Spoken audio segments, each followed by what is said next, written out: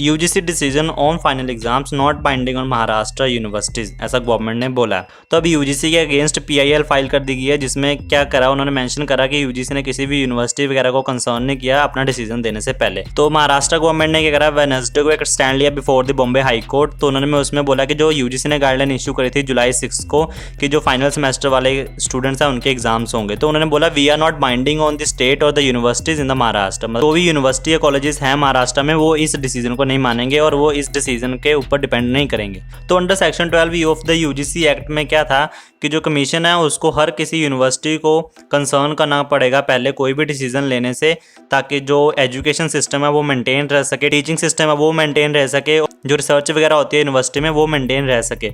तो ऐसा affidavit field किया गया बाय द धनराज माने, डायरेक्टर हैं जो कि हायर एजुकेशन के महाराष्ट्र में। उन्होंने बोला जो टर्म अदर बॉडी कंसर्न है वो यूजीसी एक्ट के अंडर नहीं है, बट अंडर द कोविड-19 की सिचुएशन में वो लागू होता है।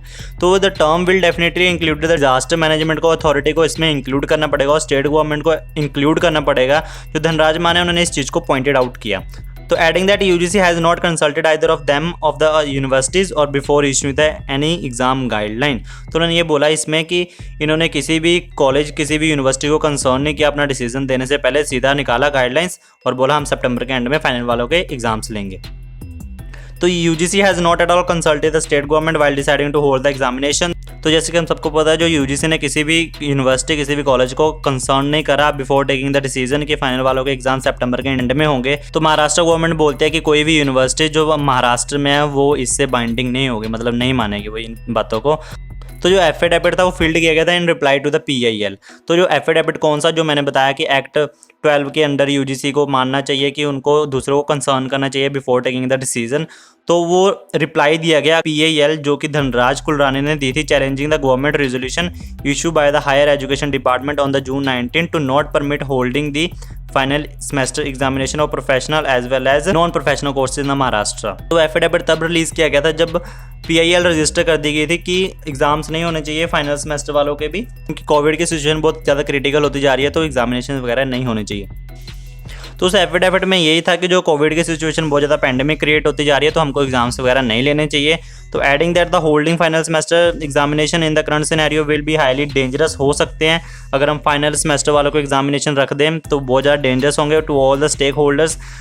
बोलते हैं जो सेमेस्टर सिस्टम है वो बहुत बड़ा चेंज लेके आया है स्टूडेंट्स की लाइफ में, not only the educational courses में।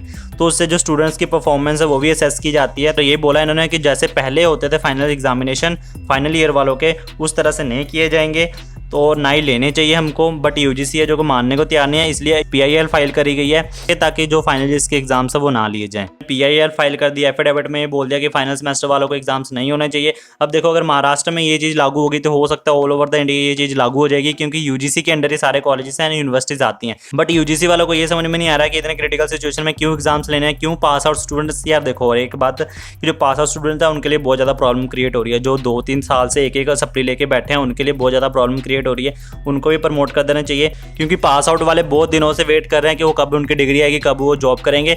तो इस चीज़ को लेकर इनको सब कुछ सोचना चाहिए, बट ये कुछ भी नहीं सोच रहे हैं, इन्हें बिजनेस कर रहे हैं और कुछ नहीं है, पॉलिटिक्स खेल रहे हैं। इंटरमीडिएट वालों को प्रमोट कर देंगे, जो भी 1 to 7 सेमेस्टर आते हैं, जो 8 सेमेस्टर अभी तक उनके एग्जाम्स होने हैं, इसके बाद कोई डिसीजन आता है। हालांकि ये सुप्रीम कोर्ट तक डिसीजन पहुंच गया और सुप्रीम कोर्ट ने भी यूजीसी से डिसीजन मांगा है कि जल्दी से जल्दी, और स्टेट गवर्नमेंट से भी मांगा है कि जल्दी से जल्दी इसके ऊपर ओपिनियन दिया जाए और जो स्टूडेंट्स हैं उनको उनके फेवर में कोई डिसीजन लिया जाए।